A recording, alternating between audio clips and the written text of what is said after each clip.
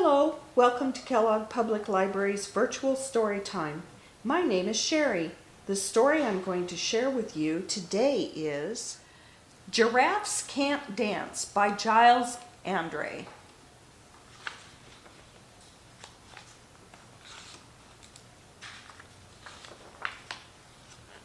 Gerald was a tall giraffe whose neck was long and slim, but his knees were awfully crooked and his legs were rather thin. But when he was very good at standing still and munching shoots off trees, but when he tried to run around, he buckled at the knees.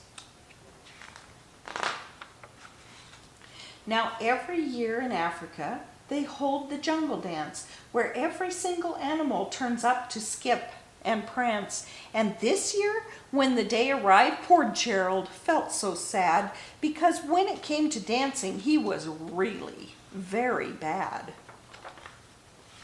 The warthogs started waltzing, and the rhinos rock and rolled. The lions danced a tango that was elegant and bold. The chimps did a cha-cha with a very Latin feel, and 8 baboons then teamed up for a splendid Scottish reel. Gerald swallowed bravely as he walked toward the floor, but the lions saw him coming and they soon began to roar. "Hey, look at clumsy Gerald," the animals all sneered.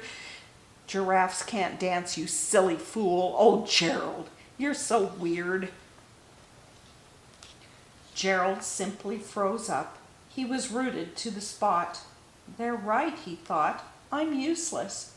Oh, I feel like such a clot." So he crept off from the dance floor and he started walking home. He'd never felt so sad before, so sad and so alone. Then he found a little clearing and he looked up at the sky. "The moon can be so beautiful," he whispered with a sigh. "Excuse me," coughed a cricket who'd seen Gerald earlier on, "but sometimes when you're different, you just need a different song. Listen to the swaying grass and listen to the trees. To me, the sweetest music is those branches in the breeze." So imagine that the lovely moon is playing just for you. Everything makes music if you really want it to. With that, the cricket smiled and picked up his violin. Then Gerald felt his body do the most amazing thing. His hooves had started shuffling, making circles on the ground. His neck was gently swaying and his tail was switching round. He threw his arms out sideways and he swung them everywhere. Then he did a backward somersault and leapt up in the air. Gerald felt so wonderful, his mouth was open wide. "I'm dancing! Yes, I'm dancing! I am dancing!" Gerald cried.